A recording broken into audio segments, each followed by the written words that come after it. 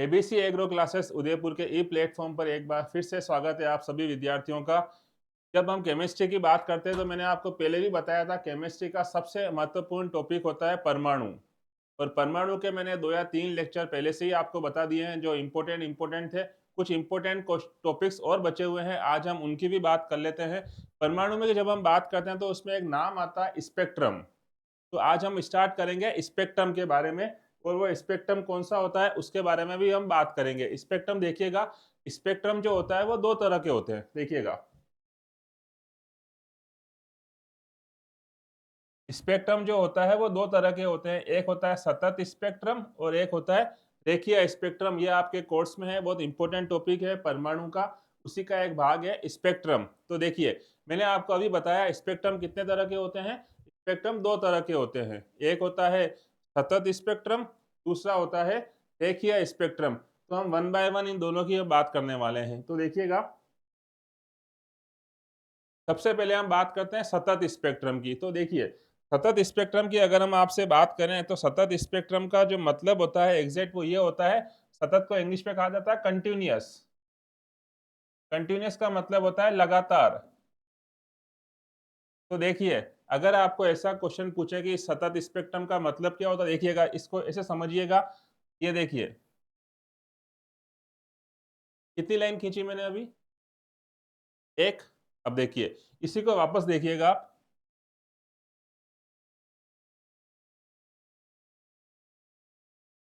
अब तीन। सही है।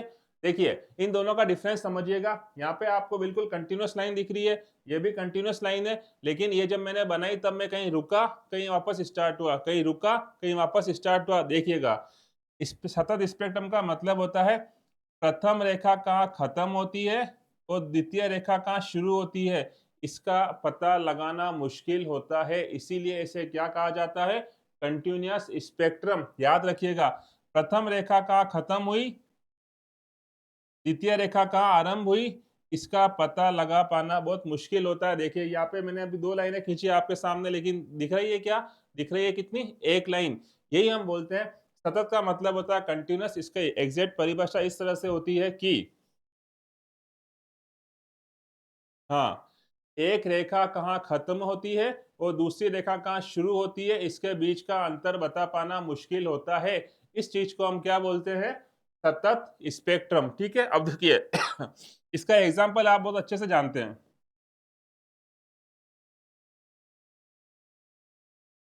रेनबो, इंद्रधनुष। इंद्रधनुष को जब आप देखते हो तो उसमें 7 कलर होते हैं, आप जानते हो, VIBGYOR, violet, indigo, blue, green, yellow, orange, red, VIBGYOR. ये आपको ध्यान होगा, ये है उसके 7 कलर का पूरा सीक्वेंस। विप्योर बोलते हैं इसको, violet, indigo, blue, green, yellow, orange, red. लेकिन जब आप इंद्रधनुष को देखते हैं तो आप एग्जैक्ट नहीं बोल पाते हो कि कहाँ एक कलर खत्म हुआ, कहाँ दूसरा कलर स्टार्ट हुआ। वो सब आपस में क्या होते हैं, ओवरलैप होते हैं। इसी चीज को हम बोलते हैं सतत स्पेक्ट्रम। तो याद रखिएगा, सतत स्पेक्ट्रम का मतलब होता है एक रेखा कहाँ खत्म हुई, दूसरी रेखा कहाँ शुरू हुई, इसका अंतर बता पाना मुश्किल होता है। इसका एग्जाम्पल है इंद्रधनुष। ये तो हो गया साहब सतत स्पेक्ट्रम। अब हम बात करते हैं दूसरा, जो आपके कोर्स का भी है और बहुत महत्वपूर्ण भी है, उसे बोलते हैं रेखीय स्पेक्ट्रम। देखिए, आपके कोर्स में जो हाइड्रोजन का स्पेक्ट्रम है, हाइड्रोजन का स्पेक्ट्रम किस तरह का स्पेक्ट्रम होता है, तो याद रखिएगा उसका आंसर है रेखीय स्पेक्ट्रम। हाइड्रोजन का स्पेक्ट्रम जो होता है वो कैसा होता है, रेखीय स्पेक्ट्रम होता है। अब देखिए, होता क्या है, आप जब ये आपको ये पता है कि हाइड्रोजन का परमाणु क्रमांक कितना होता है, सही है, ठीक है, एक। एक हाइड्रोजन का परमाणु क्रमांक होता है तो उसमें एक ही प्रोटॉन होगा और एक ही इलेक्ट्रॉन होगा। तो आप समझिएगा, जो इलेक्ट्रॉन है जब इसको ऊर्जा मिलती है तो ये कहाँ जाएगा, उच्च ऊर्जा स्तर में जाएगा। जब इलेक्ट्रॉन को ऊर्जा मिलती है तो इलेक्ट्रॉन जाएगा उच्च ऊर्जा स्तर में, लेकिन जब उसके उच्च ऊर्जा स्तर से वापस उसकी ऊर्जा कम होती है तो वो कहाँ आएगा, नीचे ही आएगा। तो याद रखिएगा, जब वो नीचे आता है तो अलग अलग लाइनें शो करता है, अलग अलग रेखाएं शो करता है। इसी कारण से इस स्पेक्ट्रम को क्या नाम दिया गया, देखिए स्पेक्ट्रम, देखिए जब ये इलेक्ट्रॉन ऊपर से आएगा, ये देखिए ये अलग अलग लेयर बनी हुई मान लो, तो ये इलेक्ट्रॉन जब ऊपर से आएगा तो इस तरह से अलग अलग ऊर्जा स्तर पे घूमता हुआ आएगा, तो आपको स्पेक्ट्रम में अलग अलग लाइनें नजर आएगी। इसको बोलते हैं, देखिए स्पेक्ट्रम। तो देखिए स्पेक्ट्रम दो तरह का हुआ, आपके कोर्स में कौन सा है, हाइड्रोजन स्पेक्ट्रम, क्योंकि हाइड्रोजन में एक ही इलेक्ट्रॉन होता है, तो रेखीय स्पेक्ट्रम वो सब शो करेंगे जिसके अंदर केवल एक इलेक्ट्रॉन होगा, उसका मेन एग्जांपल है हाइड्रोजन।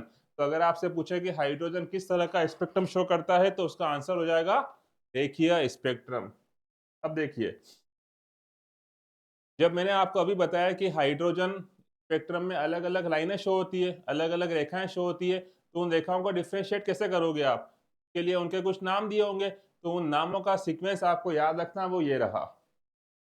ठीक है, देखिए सबसे पहला नाम जो दे रखा है वो दे रखा है लाइमेन, याद रखिएगा आप, लाइमेन।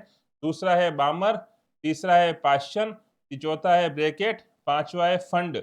एक दो बार तो आपको इनको नाम को भी याद रखना पड़ेगा, क्योंकि नए नए नाम है, तो इनके नाम इस प्रकार हैं, लिखे हुए हैं लाइमेन, बामर, पाश्चन, ब्रैकेट और फंड। ये पांच तरह के इसके नाम हैं। अब देखिए, इन नामों के अंदर भी अगर हम बात करें तो आपको इनका सीक्वेंस याद करना क्यों जरूरी है, वो सीक्वेंस याद करना इसलिए जरूरी है कि इसके आगे की पूरी टेबल, अगर आपको ये सीक्वेंस याद है तो याद हो सकती है। तो याद रखिएगा, लाइमेन, बामर, पाश्चन, ब्रैकेट और फंड। अब देखिए क्वेश्चन कैसे बनता है, प्रश्न इस तरह से बनता है कि आपको किसी भी सीरीज का नाम दे देंगे, फॉर एग्जांपल दिया लाइमेन, और आपसे पूछा लाइमेन के लिए n1 का मान क्या होगा, लाइमेन के लिए n1 का मान क्या होगा। तो मैंने आपको अभी बताया था कि इनको सीक्वेंस में याद करना क्यों जरूरी है, वो इसलिए जरूरी है कि इनके जो सीक्वेंस है वो यहाँ पे आगे इंक्रीज होती जाएगी। देखिए 1 2 3 4 5, क्लियर।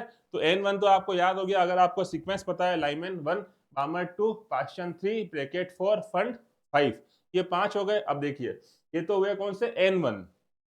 अब इनका अगर n2 पूछे तो n2 इनसे ऊपर ही होगा, ऑब्वियस बात है। तो देखिए n1 के ऊपर क्या आता है, 2 3 4, तो ये देखो क्या लिखा हुआ है 2 3 4।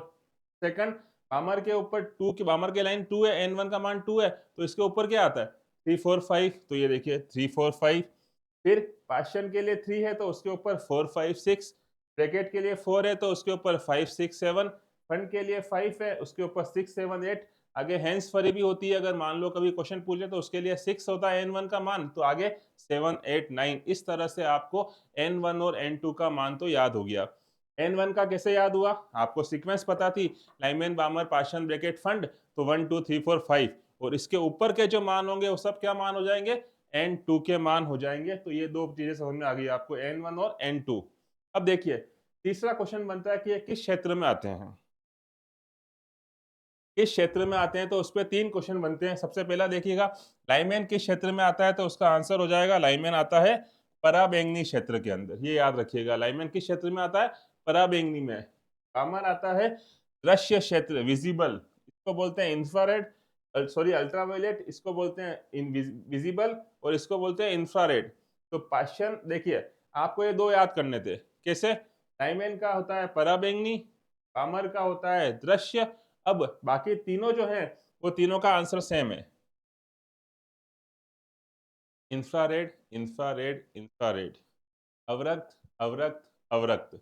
तो देखिए ये आपको यहाँ तक समझ में आ गया, क्षेत्र में तीन याद रखने थे, लाइमेन का पराबैंगनी, बामर का विजिबल मतलब दृश्य, बाकी तीनों का अवरक्त अवरक्त अवरक्त।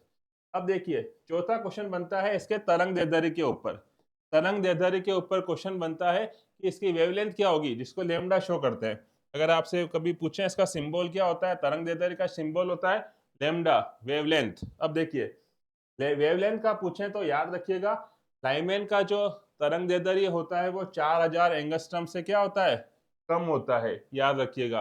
दूसरा बामर का क्या होता है, तो याद रखिएगा बामर का होता है 4000 से 7000 एंगस्ट्रम। और अगर आपसे इसका पूछें पाश्चन का, पाश्चन का या तीनों का मैंने बताया, इन तीनों का अगर आपसे पूछें तो इसका आंसर होगा 7000 एंगस्ट्रम से ज्यादा। एंगस्ट्रम इनकी यूनिट होती है वेवलेंथ की। तो देखिए इस तरह से आप ये पूरी टेबल आसानी से याद कर सकते हैं। इस पे प्रश्न बनता है, बहुत इंपॉर्टेंट है, तो आपको आइडिया होना चाहिए। लाइमेन n1 का मान 1, n2 का मान 2 3 4, एन इसका क्षेत्र होता है पराबैंगनी और इसकी तरंग दैर्ध्य होती है 4000 से कम।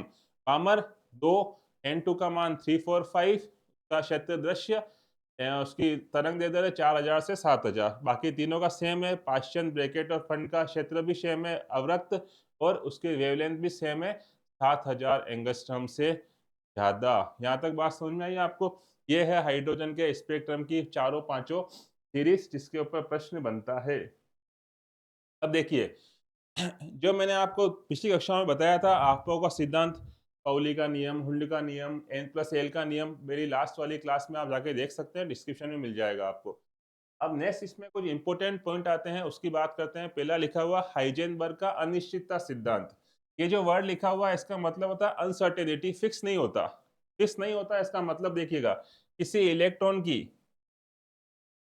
स्थिति और संवेग दोनों को एक साथ यथार्थता के साथ, यथार्थता का मतलब होता है एग्जैक्ट मान, यथार्थता के साथ ज्ञात करना असंभव है। मतलब क्या बोला? हाइजेनबर्ग ने बताया कि जब इलेक्ट्रॉन कक्षाओं में घूमता है, आपको ध्यान होगा इलेक्ट्रॉन नाभिक के चारों ओर कक्षाओं में घूमता है, तो अगर आपको एक ही समय पे एक साथ इलेक्ट्रॉन की एग्जैक्ट पोजीशन मतलब स्थिति और उसका संवेग कैसे घूम रहा है, ये दोनों मान एक ही समय पे एक साथ ज्ञात करने हैं तो वो मुश्किल है। ये किसने बताया? हाइजेनबर्ग ने। इसीलिए उसने इसका नाम क्या दिया? अनिश्चितता सिद्धांत। ये बोलता है किसी इलेक्ट्रॉन की, किसी इलेक्ट्रॉन की स्थिति और संवेग का मान एक ही समय पे एक साथ यथार्थता के साथ ज्ञात करना असंभव है। इसीलिए उसने इसको नाम दिया अनिश्चितता सिद्धांत। और उसने इसका एक फॉर्मूला दिया। उसने इसका एक फॉर्मूला ये दिया कि देखिए, उसने कहा delta p dot delta x greater than equal two upon H upon 4 पाई। ये उसने एक फॉर्मूला दिया। देखिए, मैंने आपको पहले ही बताया हुआ कि जब भी डेल्टा वर्ड लगा होता है, डेल्टा वर्ड का मतलब होता है परिवर्तन। और परिवर्तन किसमें? जो भी उसके आगे नाम दे रखा है, आगे दे रखा है पी। पी का मतलब होता है संवेग, मोमेंटम। दूसरा एक्स का मतलब होता है स्थिति, पोजीशन।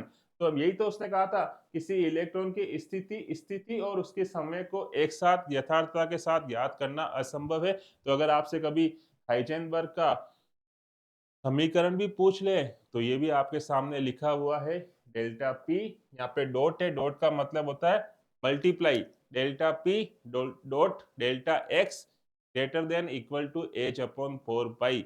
यह आपको याद करना है हाइजेनबर्ग का अनिश्चितता सिद्धांत। ठीक है, नेक्स्ट देखिए, इलेक्ट्रॉन की द्वैत प्रगति। डी ब्रोगली नामक एक साइंटिस्ट था, डी ब्रोगली। उसने बताया कि जिस प्रकार से प्रकाश, लाइट, प्रकाश कण और तरंग, प्रकाश कण और तरंग दोनों की तरह व्यवहार करता है, उसी तरह से उसने सिंबलाइज किया कि जिस प्रकार से प्रकाश कण और तरंग दोनों की तरह से व्यवहार करता है, उसी तरह से इलेक्ट्रॉन भी कभी कभी कण की तरह और कभी कभी तरंग की तरह व्यवहार करता है। बस उसने यही स्टेटमेंट दिया था। दो तरीके से बताया उसने व्यवहार कैसे कर रहा है, as a particle, as a कण, और एज ए तरंग, एज ए वेव। तो उसने इसीलिए इसको नाम क्या दिया? द्वैत। द्वैत का मतलब होता है ड्यूल, ड्यूल। ड्यूल का मतलब होता है दो। तो इलेक्ट्रॉन प्रकाश की तरह दो तरह से व्यवहार करता है। किसने कहा? तो आपका आंसर होगा डी ब्रोगली ने। डी ब्रोगली ने बताया कि इलेक्ट्रॉन कण की तरह भी व्यवहार कर सकता है और तरंग की तरह भी व्यवहार कर सकता है। ये आपको पता होना चाहिए। नेक्स्ट देखिए, जब हम परमाणु की बात करते हैं तो उसमें कक्षकों की बात करते हैं। कक्षक कितने होते हैं आपको पता है? 4, एस, पी, डी और एफ। तो कभी कभी इनके ऊपर प्रश्न बनता है कि इनका आकार, इनकी आकृति कैसी होती है। तो देखिए, याद रखिएगा, एस कक्षक जो होता है वो होता है गोलाकार। एस कक्षक जो होता है वो होता है गोलाकार, याद रखिएगा। पी कक्षक जो होता है वो होता है डंबलाकार। डी कक्षक जो होता है वो होता है द्विडंबलाकार, बताता हूँ एक सेकेंड, द्विडंबलाकार। और एफ कक्षक की आकृति होती है जटिल, कॉम्प्लेक्स। ठीक है, ये आप याद रखिएगा। क्वेश्चन कैसे आता है, सिंपल क्वेश्चन आता है, एस कक्षक की आकृति कैसी होती है, गोलाकार। टी कैसा होता है, डंबलाकार। डी कैसा होता है, द्विडंबलाकार मतलब दो डंबल। एफ कैसा होता है, जटिल। देखिएगा, ये गोलाकार एस कक्षक, ये डंबलाकार पी कक्षक, ये द्विडंबलाकार डी कक्षक, और कॉम्प्लेक्स, कॉम्प्लेक्स को बोलते हैं कॉम्प्लेक्स। ये है द्विडंबलाकार, ये है डंबलाकार, ये है गोलाकार। इनके ऊपर प्रश्न बनता है कक्षकों की आकृति कैसी होती है, एस पी डी और एफ। तो याद रखिएगा, एस कक्षक की आकृति होती है गोलाकार, पी कक्षक की आकृति होती है डंबलाकार, एफ डी कक्षक की आकृति होती है द्विडंबलाकार, और एफ कक्षक की आकृति होती है जटिल। यहाँ तक बात समझ में आई आपको? तो देखिए, इस तरह से हमने परमाणु के करीब करीब ऑलमोस्ट सारे इंपॉर्टेंट टॉपिक कवर कर लिए हैं। वो सारे वीडियो आपको इसी लिंक पे मिल जाएंगे, इसी चैनल पे मिल जाएंगे। तो एबीसी एग्रो क्लासेस उदयपुर परिवार के साथ जुड़े रहिए। इसी तरह से आपको केमिस्ट्री, एग्रीकल्चर और बायोलॉजी के ऑलमोस्ट सारे इंपॉर्टेंट टॉपिक के वीडियो और नोट्स भी आपको मिल जाएंगे। दूसरी और बात, हमारे जो इस साल के क्रैश कोर्स है वो आरंभ हो चुके हैं। वो क्रैश कोर्स ऑनलाइन और ऑफलाइन दोनों मोड पे उपलब्ध है। इसी के साथ साथ जो नेक्स्ट ईयर के जो 11th और 12th के जो एडमिशन है वो भी हमारे आरंभ हो गए हैं। हमारे पास schooling plus coaching plus hostel की बहुत अच्छी व्यवस्था है। तो आप कभी भी बात करना चाहें तो संस्थान पर संपर्क कर सकते हैं। इसी तरह के सहयोग बनाए रखिए आपके अपने एबीसी एग्रो क्लासेस उदयपुर के साथ। धन्यवाद।